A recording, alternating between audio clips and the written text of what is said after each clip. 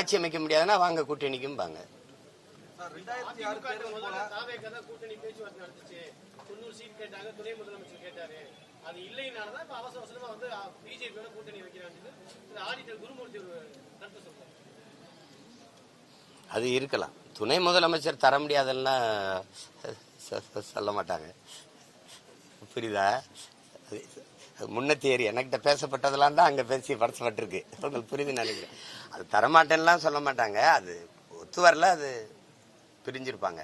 அது போய் பேசிட்டு பிக் பாஸ் மாதிரி புரணி பேசிட்டு இருக்க முடியாது. இது ஒரு பாரு, அவ அப்படி பேசிட்டா நான் பேசிட்டு இருக்க முடியாது. ஏதோ நடக்குது, நல்லது நடந்தா சரி. வேற ஏதாவது கேள்வி? 2006 தேர்தல் போல 2026 தேர்தலையும் ஒருவேளை தனிப்பெரும்பான்மையுடன் ரெண்டு கட்சியும் ஆட்சி அமைக்கிறேன்னா நாம் தமிழருடைய ஆதரவு எந்த கட்சிக்கு இருக்கும், இல்ல எது கட்சியாக செயல்படும்? அது நடக்கும். அன்னைக்கு யோசிப்போம்.